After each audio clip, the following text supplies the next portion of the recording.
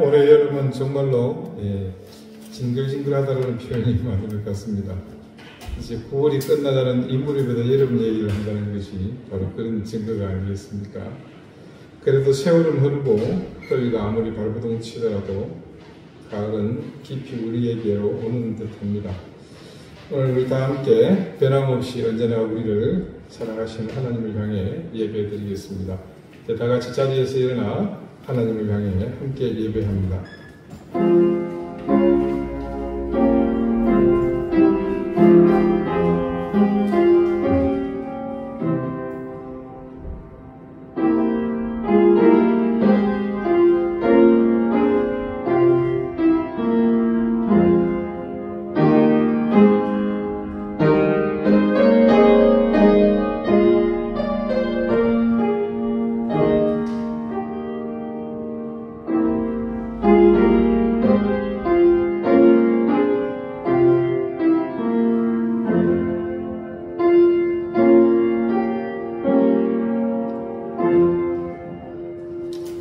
오직 너 하나님의 사람아, 이것들을 피하고 의와 경건과 믿음과 사랑과 인내와 온유를 따르며 믿음의 선한 싸움을 싸우라. 영생을 취하라. 이를 위하여 네가 부르심을 받았느니라. 아멘. 인자하신 아버지 하나님, 성실과 인내로 우리를 돌보시는 자비로우신 하나님, 그 인자와 자비로 우리를 향해 오시는 이 시간, 인생의 모든 허물과 추함을 벗어버리고 아버지 하나님을 바라봅니다.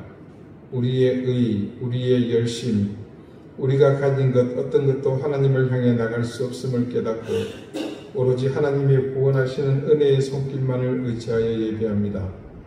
죄인들의 경배를 기뻐 받으시는 하나님이심을 알기에 이제 비록 우리가 죄인이지만 그 허물을 사하시는 하나님을 향해 경배와 찬양을 드립니다. 아버지 하나님, 우리의 예배를 받아주십시오. 그리고 예비하는 이 시간, 이 모든 주의 자녀들에게 하늘의 신령한 은혜를 더해 주십시오. 감사와 찬송을 드리며 예수 그리스도 이름으로 기원하옵나이다. 아멘. 3장 함께 찬송하겠습니다.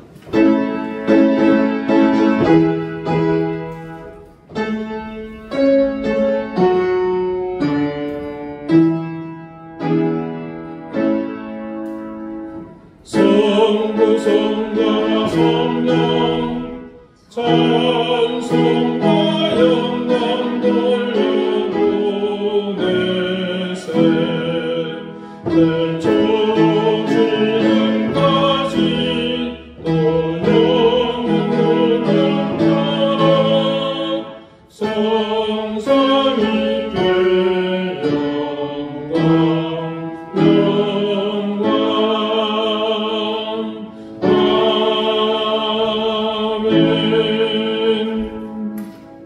이제 다 함께 참여의 기도를 드리겠습니다. 자비로우신 하나님, 상하고 통회하는 심령을 불쌍히 여기시는 하나님께 이 시간 우리가 지은 죄와 우리 욕심으로 가득한 허물을 고백합니다. 거듭난 하나님의 자녀인 우리가 가당치도 않게 악한 영들의 손길에 이끌리며 우리의 영혼이 의와 진리가 아닌 불의와 거짓을 따라 살았습니다. 그래서 우리는 살면서 인내하지 못하고 용서하지 못하며 불의를 보고도 분노할 줄 몰랐습니다. 악한 영의 이끔은 우리를 언제나 편하고 안일한 삶에 머물게 하였기에 성실하지도 못했으며 신앙의 열심 또한 기울이지 못했습니다. 손해보는 것은 있을 수도 없는 일이었고 더군다나 희생하는 일은 절대 우리의 일이 아니었습니다. 말씀이 우리의 삶을 비춰주며 우리가 가야 할 길을 보여주었지만 여전히 우리는 악한 영에게 붙잡힌 손을 더 굳게 잡고 있었습니다. 여전히 이기적이고 내중심적이며 주님을 향해서 내 의지를 포기할 줄 모르며 지난 한 주를 그렇게 강박하게 살았습니다. 주님, 우리의 이런 모습을 불쌍히 여겨주십시오. 어서 속히 이 구렁에서 벗어나게 하시고 주님 앞에 엎드리게 해 주십시오. 이제는 하나님과 나만이 하는 은밀한 죄를 생각하며 계속해서 침묵 가운데 참회의 기도를 드립니다.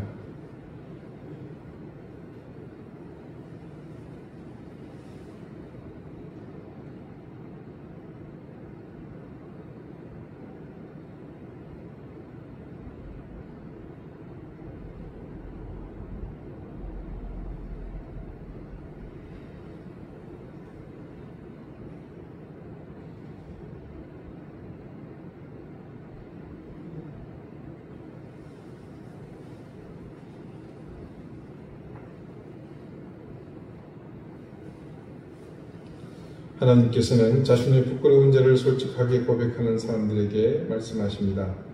내가 여호와인 줄 아는 마음을 그들에게 주어서 그들이 전심으로 내게 돌아오게 하리니 그들은 내 백성이 되겠고 나는 그들의 하나님이 되리라. 아멘. 이제는 사도신경으로 우리의 신앙을 고백하오니 나는 전능하신 아버지 하나님 천지의 창조주를 믿습니다. 나는 그의 유일하신 아들 우리 주 예수 그리스도를 믿습니다. 그는 성령으로 잉태되어 동정녀 마리아에게서 나시고 본디오 빌라도에게 고난을 받아 십자가에 못 박혀 죽으시고 장사된 지 사흘 만에 죽은 자 가운데서 다시 살아나셨으며 하늘에 오르시어 전능하신 아버지 하나님 우편에 앉아 계시다가 거기로부터 살아있는 자와 죽은 자를 심판하러 오십니다. 나는 성령을 믿으며 거룩한 공교회와 성도의 교제와 죄를 용서받는 것과 몸의 부활과 영생을 믿습니다. 아멘. 자리에 앉으시기 바랍니다. 이제 다 함께 성신을 교독하겠습니다. 성신은 교독문 85번 요한 1서 4장입니다.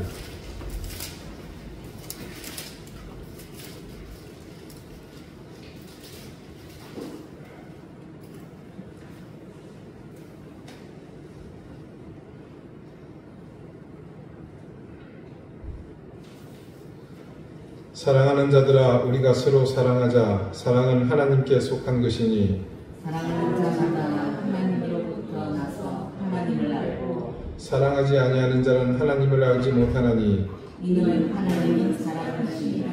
하나님의 사랑이 우리에게 이렇게 나타난 바 되었으니 하나님이 자기의 독생자를 세상에 보내시며 그로 말미암아 우리를 살리려 하십니다. 사랑은 여기 있으니 우리가 하나님을 사랑하는 것이 아니요 하나님이 우리를 사랑하사 우리 죄를 속하기 위하여 화목제물로 그 아들을 보내셨습니다. 사랑하는 자들아 하나님이 이같이 우리를 사랑하셨은즉 우리도 서로 사랑하는 것이 마땅하다. 어느 때나 하나님을 본 사람이 없으되 만일 우리가 서로 사랑하면 하나님이 우리 안에 거하시고 그의 사랑이 우리 안에 온전히 이루어지느니라. 아멘. 기도드리겠습니다. 하나님, 은혜와 사랑을 감사드립니다. 어려운 상황에서도 우리에게는 하나님이 함께 하신다는 믿음을 갖고 있기에 두려움과 고통이 아니라 희망과 감사로 일어설 힘을 얻습니다. 올해는 유난히 무더위와 오랜 시간을 싸워야 했습니다. 우리는 잘 알고 있습니다. 욕망을 다스리지 못하는 인간들로 인해 자연은 망가지고 지금 우리는 그 대가를 치르고 있습니다. 하나님, 백척간두의 위기에 있는 이 나라와 민족을 불쌍히 여겨 주십시오. 전 세계 자유진영과 척을 지겠다는 대통령의 유엔 연설 파장이 심각합니다. 핵으로 위협하고 있는 북한을 향한 망상을 버리지 못하는 그 어리석음을 국민은 심각하게 우려하고 있습니다. 미국과의 관세 협상은 거짓으로 일관하고 기업을 옥죄는 불합리한 법들로 경제는 더욱 위축되고 있습니다. 노동 환경을 오염시키고 있는 민노총의 해악에 불종하고 있는 여당의 횡포, 국민에게 신뢰를 주지 못하는 정부의 무모한 실험과 다수당의 의회 독재는 이 불안감의 근본입니다. 무엇보다도 삼권 분립의 통치구조, 자유민주주의를 유지하고 있는 이 근간을 마음대로 훼손하고 지배하려는 망상이 속히 무너지게 하시고 자신들이 지금 스스로 무슨 일을 하고 있는지 깨닫고 자중할 수 있게 해주십시오. 진정으로 국가에 무엇이 필요한지 진영의 논리와 이념에 매몰되어 보지 못하는 것들을 볼 수 있게 해주시고 자신들의 무지함이 국가와 국민에게 얼마나 큰 해악인지 깨닫게 해주십시오. 우리는 과거 군부 독재에 항거하며 자유민주주의의 가치를 시민들의 힘으로 지켜냈습니다. 그 고귀한 가치가 일부 욕망에 찌든 자들의 전유물이 아님을 알기에 그 가치를 무너뜨리려는 자들의 파렴치함을 도저히 용납할 수 없습니다. 하나님, 이 나라가 공의와 정의가 바로 세워지며 모두의 가치 기준인 헌법이 바로 지켜지고 모두의 약속으로 세워오는 그 길이 훼손되지 않게 해주십시오. 안타깝게도 이 모든 일을 자행하는 사람들은 모두가 국민이 세운 사람들입니다. 그러므로 이 모든 혼란과 미련함은 오로지 국민의 몫이며 유권자인 우리의 책임입니다. 제발 이후로는 이 땅에서 지역과 학연, 인맥을 통한 사람 세우는 일이 더 이상 자행되지 않게 해주십시오. 이런 과정을 통해서도 우리가 아무것도 학습하지 못한다면 그저 우리는 미련한 짐승일 뿐임을 깨닫게 해주십시오. 하나님, 지구촌의 모든 분열과 다툼 그리고 전쟁의 현장에 함께 해주십시오. 가족을 잃고 삶의 터전이 무너진 사람들의 그 무너진 가슴을 하나님 위로해 주십시오. 우크라이나, 미얀마, 아프가니스탄, 네팔 그리고 이스라엘 중심으로 한 중동의 모든 현장이 하나님의 은혜와 긍휼을 덧입게 해주십시오. 우한공항에서 사고로 가족을 잃은 사람들을 이 정부가 외면하고 있습니다. 이익을 쫓아 때로는 축소하고 때로는 침소봉대하는 확대하는 사악한 정치인들의 민낯을 그대로 보여주고 있는 이 사태가 제발 양심을 따라 정의와 상식으로 해결되게 해주셔서 유족들의 피눈물을 닦아주십시오. 우리 사랑하는 교우들을 지켜주십시오. 병마로 고통받는 가족들을 지켜주십시오. 양정우 집사를 불쌍히 여겨주십시오. 주님, 김광열 교수님의 부인을 주님께서 불쌍히 여겨주십시오. 우리 자녀들의 앞길을 인도해 주십시오. 어려운 생업의 현장을 지켜주십시오. 그래서 하나님께서 보살피신 은혜 가운데 우리가 그 속에서 희망과 용기를 얻게 인도해 주십시오. 이 시간 주님 앞에 예배드리기 위해 함께 머리 숙여 예배하는 이곳에 내려와 주십시오. 겸손한 마음과 가난한 심령으로 주님만을 바라보니 주님 우리를 불쌍히 여겨 주십시오. 예수 그리스도 이름으로 기도드립니다. 아멘.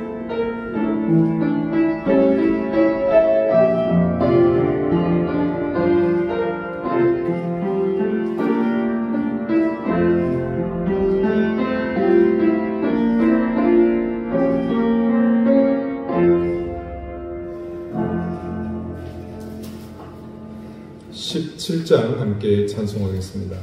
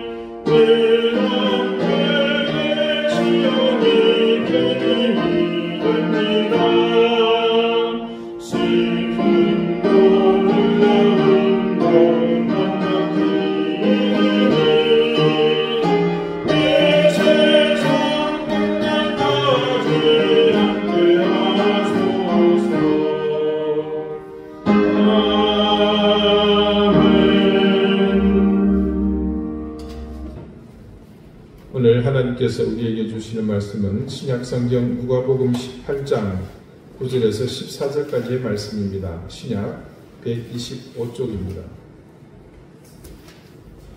보람씨, 지금 너무 안 들어오고 너무 이러시는 게 아닌가 모르겠어. 잠깐 나가볼래요?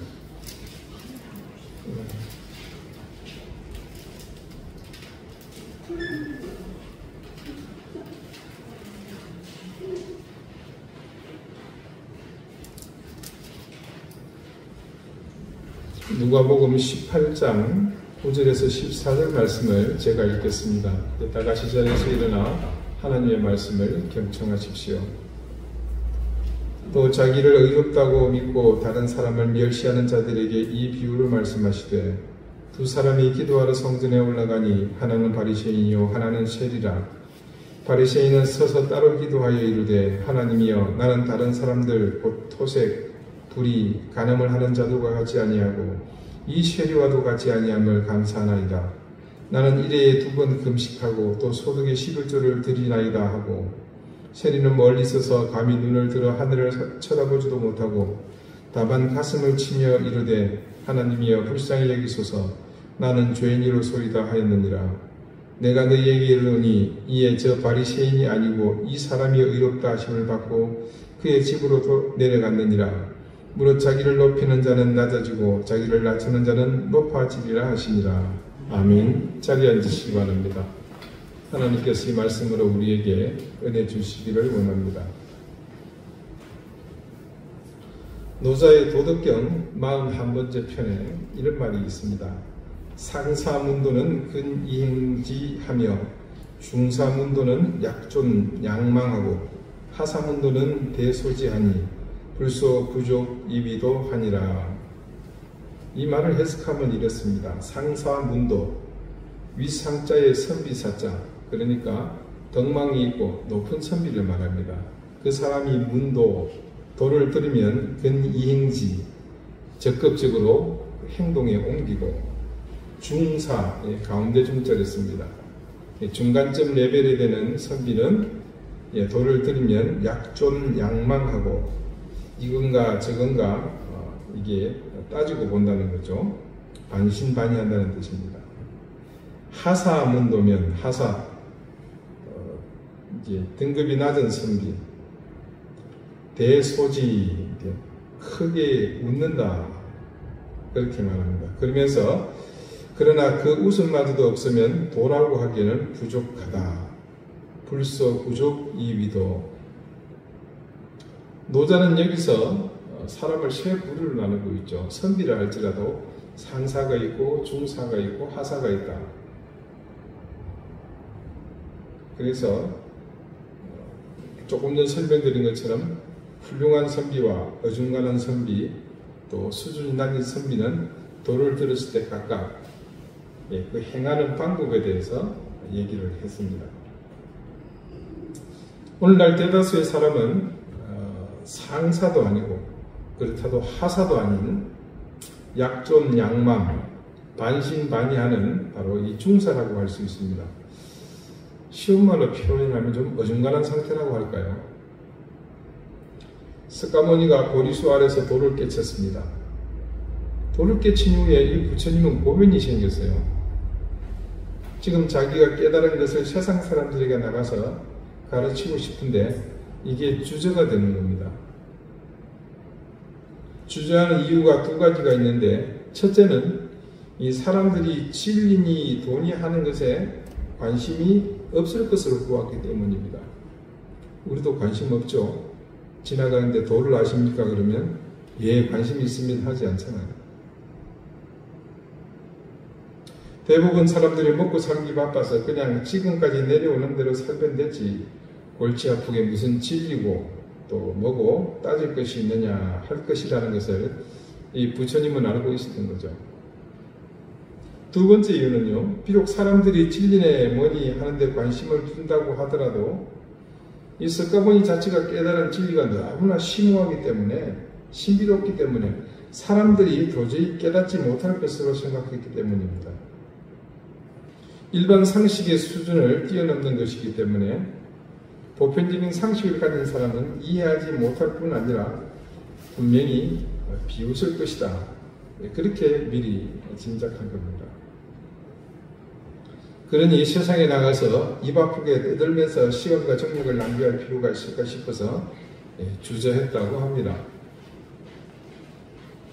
근데 그때 브라만이라는 신이 이 석가모니에게 찾아와서 제발 세상에 나가서 불쌍한 사람들에게 이 진리를 좀 전해달라고 부탁을 하더랍니다.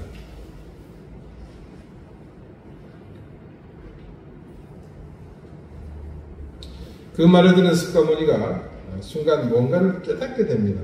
그리고 그 길로 세상에 나갈 결심을 했다고 하는데 이 깨닫게 된 것이 연못에 있는 연꽃을 보면서 깨달은 한 가지 중요한 사실이 있었습니다. 석가모니가 연못을 보니까 세 종류의 연꽃이 있는데 한 종류는 흙탕물 속에 밑에 아주 깔아앉아 있고요. 한 종류는 물에 들어갔다가 또 나왔다. 그렇게 하고 있는 겁니다. 그리고 또 한 종류는 완전히 수면 위로 올라와서 활짝 피어 있더랍니다. 석가모니는 이 세 종류의 연꽃을 사람의 부류로 보았습니다. 물 아래 잠긴 꽃이나 물 밖에 나와 있는 꽃은 내 도움이 필요 없는 사람이다. 물 아래 잠긴 꽃은 당분간 아무리 도와줘도 살 희망이 없고 밖에 나와 있는 꽃은 내 도움 없이도 벌써 나와 있는 것이다. 내 도움이 필요한 사람은 물에 잠겼다 나왔다 하는 사람인데 바로 이들을 위해서 세상에 나가 진리를 가르쳐야겠다. 그런 결심을 했다고 합니다. 그래서 이렇게 마음을 먹고는 80세로 세상을 떠나기까지 45년간 사람에게 진리를 가르쳤다고 합니다. 노자가 말하는 사람의 부류, 또 이 석가모니가 사람을 연꽃에 비유하는 것이 유사하다는 것을 짐작할 수 있습니다. 자, 그렇다면 과연 우리는 이 세 가지로 사람을 나눈 부류 중 어디에 속할까요? 심각한 질문은 아니고요. 그냥 한번 여러분 자신을 비춰보십시오. 물론 주님 앞에서 우리의 진실은 따로 있습니다. 우리의 삶은 구분되죠. 그러나 하나님의 구원받은 자녀로서 그런 자신과 비교해 보는 것도 의미가 있는 일일 것 같습니다. 세상에는요, 우리가 생각하는 것보다 훨씬 더 진리에 걸럽해하고 있는 사람들이 있습니다. 석가모니의 가르침처럼 흙탕물 위에 떠서 어떤 때는 물에 잠기지만 그래도 물 위에 오르기를 원하는 연꽃, 노자의 표현대로 도에 대해서 들으면 이런가 저런가 반신반의 약좀 양망하는 중간치 사람이 생각보다 많습니다. 그러면 우리는 어떤가 살펴봅시다. 교회에서도 마찬가지입니다. 대다수 그리스도인은 하나님의 말씀을 들었고 이미 오랜 신앙생활을 통해서 수도 없이 많은 교리와 원칙 그리고 말씀의 가르침에 익숙합니다. 하지만 정작 개개인의 삶은 그 현장에서 자기 내면에 있는 그 진리를 100% 모두 다 삶에서 수긍하면서 살지는 않더라는 겁니다. 교회라는 공동체 또 신앙생활을 하는 사람들이 모여 있을 때는 매뉴얼에 따라 훈련된 능숙한 모습을 보이는 성숙한 그리스도인 같지만 상사 같지만 흙탕물 위에 떠있는 연꽃 같지만 각자가 흩어져 사는 삶의 현장에서의 모습은 그와 같지 못합니다. 석가모니의 비유나 노자의 가르침과는 같을 수 없지만 우리에게도 그들처럼 약존 양망하거나 흙탕물에 잠기기도 하고 물 위에 떠오르기도 하면서 사는 그런 신앙인이 있다는 겁니다. 오늘 본문 말씀을 봅시다. 예수님은 스스로 옳다고 믿는 사람들에게, 본문의 시작이 그렇죠? 스스로 의롭다고 믿는 사람들에게 기도하는 바리새인과 세리의 이야기를 비유로 들려주십니다. 두 사람이 기도하러 성전에 올라갔습니다. 아는 대로 한 사람은 바리새인이고 한 사람은 세리입니다. 말씀에는 두 사람의 모습이 아주 대조적으로 비교되어 나타납니다. 예수님의 공생애 동안에 늘 예수님께는 질타의 대상이 되었던 바리새파 사람들. 오늘 기도하러 올라온 사람은 예수님의 질타를 한 몸에 받을 수밖에 없는 전형적인 부정적 의미의 바리새인입니다. 그러나 그는 세상 사람들에게는 종교적 본이 되는 경건한 사람이었습니다. 여러분 이렇게 생각하시면 돼요. 똑같이 옷을 입고 왔는데 다 흙바닥에서 굴렀습니다. 그러면 어떤 옷 입은 사람이 제일 더럽게 보일까요? 예, 마찬가지입니다. 바리새인은 그 시대에 흰옷을 입은 사람들과 같았어요. 흰옷은 자기들이 입은 게 아니고 무언가 의미 있게 입혀진 겁니다. 흰옷을 입은 사람이 해야 할 일이 있고 그 사람이 가지고 있는 존재감이 있습니다. 그것이 잘못 지켜진 것에 대한 예수님의 질타지 원래부터 이놈들이 나쁘고 못되고 악질이고 그런 사람이 아니라는 거예요. 반면에 또 한 사람은 공교롭게도 세상 사람들에게는 질타받는 셀이었습니다. 악한 존재입니다. 그러나 주님께는 도리어 친구와 같은 존재죠. 세리와 창기의 친구다. 그래서 이 비유의 시작은 사람들에게 마치 선과 악의 실체가 맞대결을 벌이는 것처럼 보입니다. 역사적으로 전해지는요, 바리새파 사람들은 우리가 아는 상식과 사뭇 차이가 있습니다.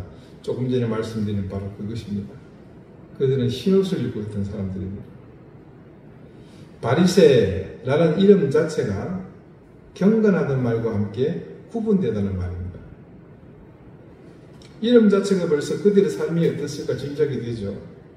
즉 이들은 다른 평범한 사람들과 종교와 삶에 있어서 규범에서 그 생활에서 구분되었다는 점입니다. 예수님이 살아계실 당시에 로마의 지배하에 있을 때 의식 있는 유대인들은요, 로마로부터 정치적으로 독립하기 위해서 무던히 애를 썼습니다. 그래서 일어난 것이 소위 메시아 운동이라는 겁니다. 조금 시기적으로 예수님보다 훨씬 더 앞서 있었습니다만 헬라 시대에 이 마카비 혁명이 일어났던 그 일도 사실은 이 메시아 운동과 관련이 있습니다. 우리에게 메시아란 단지 예수 그리스도에 대한 호칭으로 그렇게 초점이 유일하게 맞춰져 있지만 유대 사회에서 그 당시에 메시아라는 그냥 평범한 일상의 용어였습니다. 그 대상도 제한이 없었습니다. 단지 자신들의 처지에서 자신들을 이 로마의 지배에서 구원해낼 영도할 위대한 영웅, 지도자가 바로 이 메시아에 해당합니다. 그래서 힘없고 굴욕당하고 아무런 저항도 하지 못하고 십자가에 사형당한 예수님은 구약에 예언된 메시아임에도 불구하고 그 당시 그들의 기준, 가치관에 있어서 탈락입니다. 절대 메시아가 될 수 없었습니다. 아무튼 당시에는 이름하여 메시아라는 사람들이 일어나 무력으로 한거에 보았으나 세계 최강의 로마 군대 앞에 모든 그들의 시도는 다 실패하고 맙니다. 여러분, 예수님과 함께 처형될 뻔했던 바라바는 사람이죠. 일세로 의하면 그 사람도 메시아였습니다. 무력으로 로마의 한가다가 잡힌 사람이거든요. 자, 그 실패가 계속 반복되자 마침내 그들은 무력으로는 도저히 로마로부터 독립할 수 없다고 판단하고는 결국 친로마로 정책을 바꿉니다. 제사장도 그랬고요. 사독의 후손들인 사두개인들 그리고 대다수의 종교 지도자가 그렇게 변절하고 맙니다. 이게 꼭 우리나라 일제 마력하고 비슷하죠. 처음에는 거의 절대다수의 국민들이 다 반일이었습니다. 근데 점차 세월이 지나고 보니까 이게 독립의 기미가 보이지 않는 거예요. 그래서 결국은 그 절망에 기대하지 않고 뜻을 바꾼 사람들이 많습니다.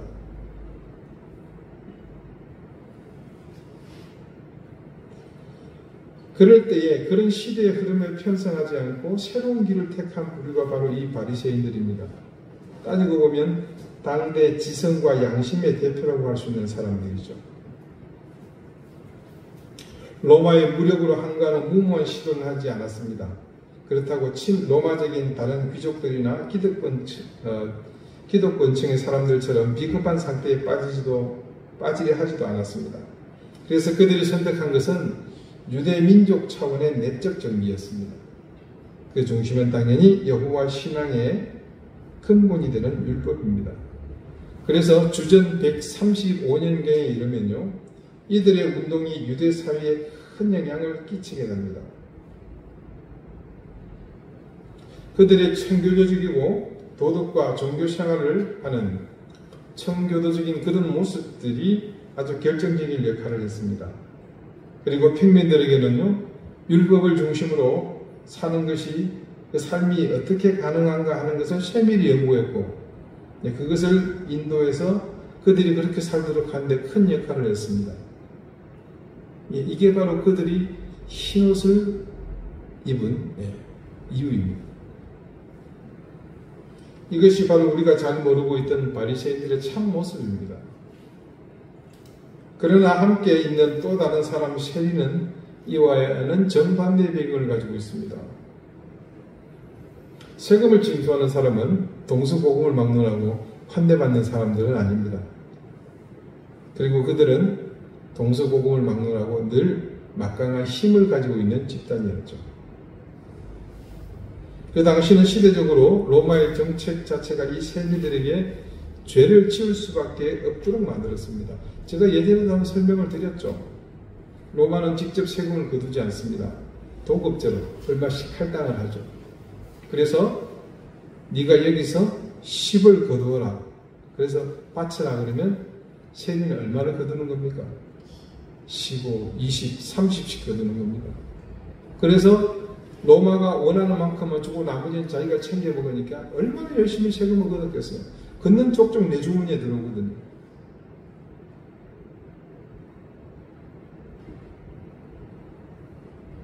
우리가 아는 대표적인 여리고의 세리장 삭개오가 주님께 회개하면서 했던 말이 있습니다. 그곳에 이런 상황이 잘 드러나고 있습니다. 삭개오가 서서 주께 여짜오되 주여 보시옵소서 내 소유의 절반을 가난한 자들에게 주겠사오며 만일 누구의 것을 속여 빼앗은 일이 있으면 내 갑절이나 갚겠나이다. 자, 뒷부분의 고백에 그런 사실이 드러나고 있죠.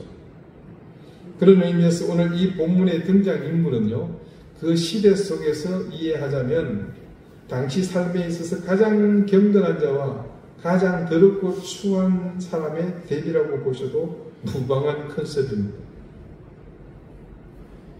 주님은 오늘 이 두 사람을 전면에 등장시키면서 단순히 그들의 겸손과 교만한 태도가 아닌 좀 더 깊은 문제를, 또 다른 문제를 다루고 계십니다.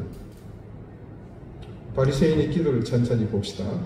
그는 기도의 문장마다 나는 하면서 자신이 계속 전면에 드러납니다. 그러면서 이어서 또 이런 것을 했습니다. 저런 것을 했습니다. 하면서 지금까지 자기의 업적들을 나열합니다.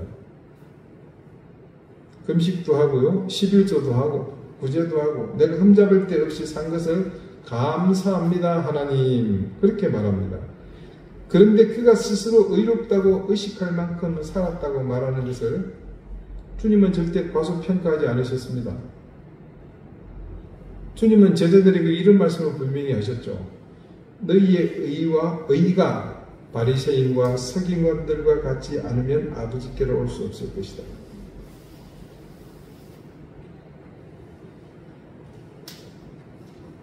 지금 이 바리새인의 잘못은요, 그렇게 살았다는 것이 나쁜 것이 아니라 자기의 공로를 자명적으로 인정해 줄 것이라는 전제하에서 하나님께 기도했다는 겁니다. 그리고 이 바리새인의 더 심각한 잘못은요, 그 형성된 동기 자체가 아주 불순하다는 것입니다. 11절의 중간을 보십시오. 나는 다른 사람들 곧 토색, 불의, 간음을 하는 자들과 같지 아니하고, 그리고 이어서 나오는 여기 있는 이놈, 저놈과 저 세리와도 같지 않다는 말. 곁에 숨어서 겨우 입을 떼고 기도하고 있는 저 따위 종류의 인물과는 난 다르게 살았습니다. 이것이 바로 그 바리새인의 결정적인 잘못입니다. 바로 남과 비교해서 얻는 그런 공로의식이죠. 남과 비교해서 자기를 찾는 것은 굉장히 불행한 일입니다. 비교하는 것으로 자기의 가치를 인식하는 것처럼 허무한 것은 없습니다. 이런 사람은 결국 두 가지 면에서 심각한 문제가 있죠. 나 자신만을 정확히 볼 수 있는 기준점을 잃어버렸다는 것과요. 또 반면에 남을 대할 때 남은 언제나 나를 재확인하기 위한 수단이나 도구로밖에 보지 않는다는 겁니다. 이 사람이 지금 이렇게 기도했다는 것은 자기의 기준을 자신 안에 두지 않고 밖에 두었다는 증거입니다. 일종의 불행한 삶을 사는 전형적인 그런 인간이죠. 기준을 밖에 두는 사람은 파스칼이 말한 대로 중간 존재입니다. 그 중간 존재가 어떤 사람이냐면요, 내가 무엇과 비교하는 데 따라서 나는 커지기도 하고 작아지기도 한다. 나는 큰 사람도 아니고 작은 사람도 아니고 뭡니까? 중간에 있는 사람인데 이쪽 보면서 나는 커지기도 하고 저쪽 보면서 작아지기도 한다는 겁니다. 나 자신을 어떤 기준 없이 수시로 무엇과 비교하면서 나는 내려갔다 올라갔다 하게 되어버립니다. 그래서 그 삶이 행복하지 못합니다. 결국 그런 삶은 자기를 기만하는 행위입니다. 자기를 정면으로 보지 못합니다. 이런 사람의 결말은 결국 남과의 관계에서 남을 헐뜯고 무시해버리는 데서 자기 근기를 찾을 수밖에 없게 되어 있습니다. 그래서 나는 이런 사람들과 같지 않습니다 라고 말하거나 저 세리와 같지 않습니다 라고 말하는 바리새인의 기도에서 이 자신의 공로는 인정되지 않고 그냥 나는 이렇게 남을 보면서 나와 비교해서 보다 나은 나를 결정하는 이 파스칼이 말하는 그 중간 존재의 사람이라는 것을 이 스스로 지금 입증하고 있는 꼴입니다. 반면에 세리의 모습을 보십시오. 기도할 장소에 제대로 들어가지도 못하고 멀리서 하나님을 차마 바라볼 수 없어서 눈을 감히 하늘을 향해 들지 못하고 가슴을 치면서 하나님이여 불쌍히 여기소서 나는 죄인이로소이다. 이것은 전부 외적으로 표현하는 것들입니다. 그저 가슴을 치면서 자기 뜻을 몸으로 말합니다. 그가 내뱉는 말은 크게 단순하죠. 한마디뿐입니다. 나는 죄인입니다. 내게 자비를 베풀어 주십시오. 여기는 아무 변명이 없습니다. 이러니까 이렇습니다. 저러니까 저렇습니다. 하다못해 바리새인과 같이 남과 비교해서 나는 이 바리새인과 비교하면 아무것도 아닙니다 라는 말조차도 심재하지 않습니다. 또 그는 이런 잘못을 했습니다. 저런 잘못을 했습니다 하는 것처럼 이것을 못했습니다. 저것을 못했습니다 라고 하나하나 이야기를 하지 않습니다. 아니 부분이 아닙니다. 전체로서 죄인입니다 라고 하는 자세, 이야기할 것이 있다면 나는 당신의 자비에서만 살 수 있습니다 라고 말할 수 있을 뿐입니다.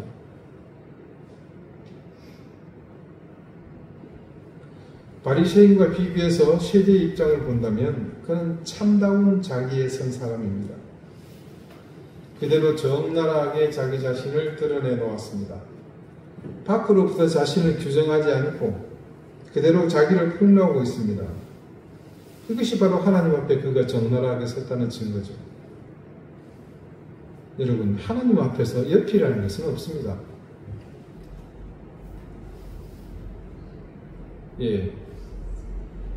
그저께 집사람과도 그런 얘기를 했습니다만 당신의 하나님이 있고 나의 하나님이 따로 있는 겁니다.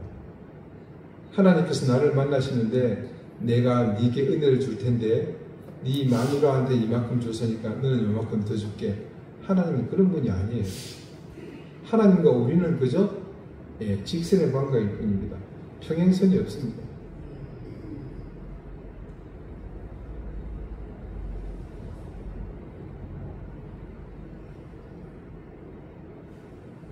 비교할 다를 것이 없습니다. 전체로서 하나님과 마주설 뿐입니다. 지금 세리는 그렇게 쓴 거죠. 그래서 그는 정말로 기도한 겁니다. 그런 면에서 보자면 바리새인은 기도를 한 것이 아니라 은밀한 의미로 뭘 한 겁니까? 자기 찬양을 했죠. 반면에 세리는 참 기도를 했습니다. 말만이 아닙니다. 자신의 처지, 상황 전체를 맡기는 기도를 했습니다. 주님은 지금 이 사실을 비교한 겁니다. 그리고 이제 마지막으로 중요한 것은요, 주님의 마무리를 겸한 비판입니다. 하나님 앞에 의롭다고 인정받고 집으로 돌아간 사람은 그 바리새인이 아니라 세리였습니다. 이게 도대체 무슨 판결인가? 그냥 말씀에 그렇게 판결하셨으니까 하면서 일단락 지어버리지만 사실 세리는 지금 자신이 지은 죄를 어떻게 보상하겠다고 하지도 않았고 그렇다고 앞으로 그런 세리의 생활을 그만두겠다고 서약한 일도 없습니다. 자, 이걸 어떻게 볼 수 있냐면요. 여러분, 세상의 법정에서 보자면요. 지금 유죄 판결을 받을 사람은 세리이고 무죄 판결을 받을 사람은 바리새인입니다. 그렇잖아요. 객관적으로 드러난 모든 행위를 비교해 보면 바리새인에게 훨씬 많은 의로운 일들이 있습니다. 그런데 주님은 그렇게 판단하지 않으셨다는 거죠. 세리가 어떤 회개나 다른 액션을 취하지 않았음에도 그가 의롭다고 인정받고 돌아간 이유가 뭘까? 어떻게 그를 의롭다 판정하시고 자유하도록 집으로 돌려보낼 수 있었던 것일까요? 그것도 아니라면 신앙적으로 조금 더 의롭게 되거나 경건해지기라도 한 것일까요? 근데 그조차도 말씀에는 기록되어 있지 않습니다. 그런 그가 인정받고 집으로 돌아갔다는 것은 자신의 어떤 행위로는 아무것도 할 수 없었고 단지 아무런 조건 없이 하나님으로부터 자유를 얻은 것이라고 밖에는 볼 수 없습니다. 끝으로 이 본문에서 주의해 볼 것이 있습니다. 이 본문의 맨 처음 구절을 다 같이 보겠습니다. 또 자기를 의롭다고 믿고 다른 사람을 멸시하는 자들에게 이 비유로 말씀하시되, 자, 이 비유의 말씀을 하시고자 하시는 대상이 한정되어 있다는 것을 알 수 있죠. 그 한정하고 있는 대상은 바로 자기만 옳은 줄 알고 남을 비판하는 자들입니다. 결국 오늘 이야기의 주인공 중에 한 사람인 바리새적인 삶을 사는 사람들입니다. 내가 옳다고 하는 그것만을 유일의 것으로 알고 남을 멸시하는 사람. 오늘 이것이 예수님이 비판하시는 대상입니다. 그런 생각은 소위 잘 믿는다, 경건하다라고 하면서 열심히 기도한다는 우리들 스스로에게 거의 다 배어있는 생각들입니다. 오늘 예수님의 말씀은 그런 사고로 살고 있는 우리에게 전혀 다른 새로운 지평을 열어주십니다. 그것은 저런 것들은 애당초 싹수가 노랗다, 기대할 여지가 전혀 없다 하는 바로 그런 동네, 그런 계층, 그런 부류의 사람들 속에 오히려 우리와 같은 교회적인 인간보다는 하나님께 의롭다 인정받을 만한 사람이 많다는 사실을 말씀해주고 있다는 겁니다. 우리가 미리부터요, 바깥으로 이렇게 답을 쌓고는 여기는 찾을 여지가 없다고 판정해 버리지만 주님께서는 말씀하십니다. 그렇지 않다. 너희들이 생각하는 밖에 오히려 하나님께 의로움을 인정받는 사람들이 있다. 그렇게 지금 이 비유로 우리에게 말씀하고 계신 겁니다. 진리와 의, 구원이라는 가장 큰 주제의 중심은 당연히 하나님이십니다. 오늘 세리와 바리새인의 궁극적이고 근본적인 차이는 바로 그들의 마음에 하나님이 계시느냐 계시지 않느냐의 문제입니다. 여러분, 구원이라는 사건이 우리에게서 어떻게 일어났습니까? 그것이 우리의 행위 때문에 이루어지는 것이 아니라 전적인 은혜의 결과임을 우리가 알고 있기에 더더욱 바리새인의 행위 중심적 자기 자랑은 분명 하나님께 의롭다고 여김받지 못할 것임을 우리는 깨닫습니다. 노자의 가르침대로 우리가 주의 말씀 앞에 우리의 삶이 근이행지, 즉각적으로 의욕을 갖고 행하지 못하고 약존 양망, 이건가 저건가 반신반의하는 것은 우리에게서 하나님이 머물러 계시지 않은 이유일 것입니다.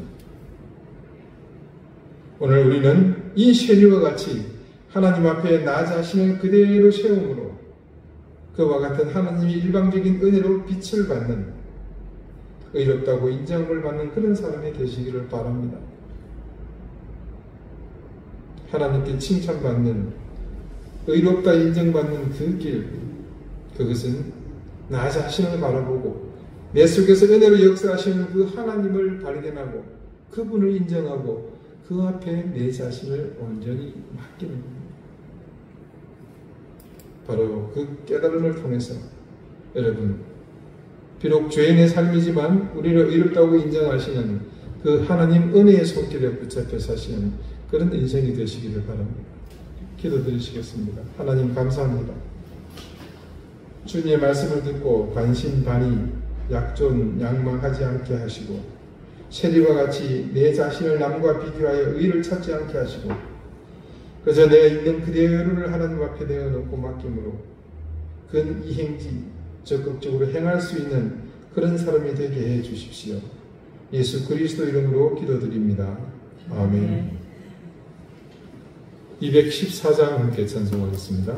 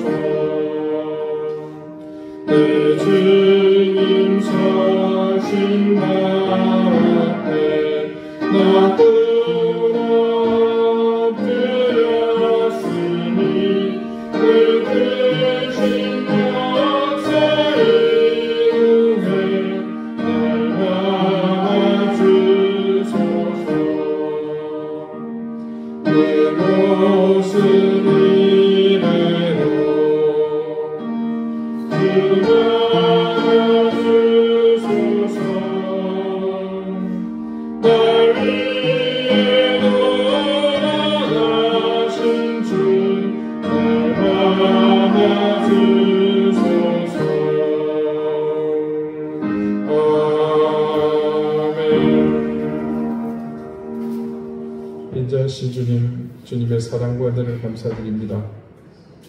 우리에게 귀한 생명을 주셨고 사랑하는 가족을 주시며 자녀와 교회, 이웃과 또 귀한 지체들을 주셨습니다.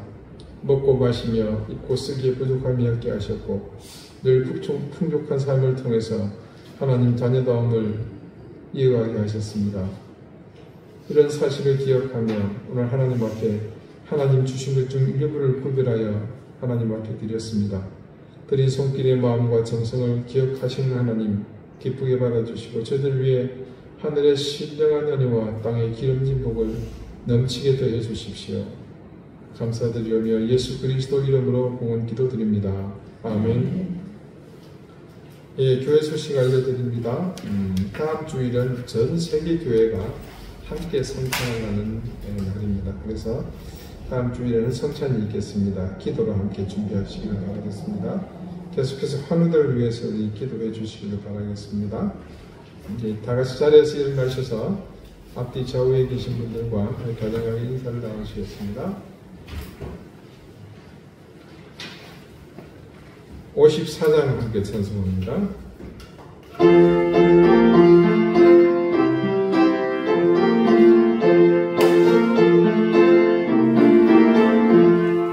주여 복을 구하오니 평이 만에 하시고 사랑받아 주내로 이기도록 하시고 광야 같은 세상에서 항상 인도하소서.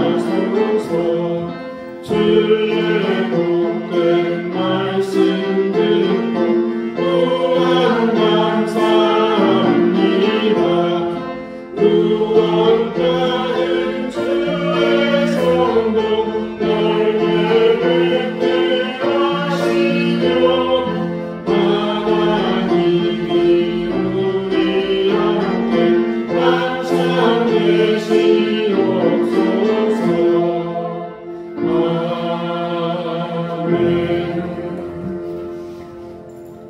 이제는 예수 그리스도의 은혜와 하나님의 사랑과 성령의 교통하심이 주의 말씀을 듣고 반신반의하며 약존양망하는 그런 신앙이 아니라 괜히 이행지하며 늘 최선을 다해 그 말씀을 따라 살아가면서 남과 비교하지 않고 내 자신을 온전히 주님 앞에 내어놓고 의롭다 칭찬받을 수 있는 삶을 살기를 소망하는 우리 이등교회 성도들과 오늘 예배에 함께 참여한 모든 사랑하는 주의 자녀들 머리 위에 이제로부터 영원토록 항상 함께 있을지어다. 아멘.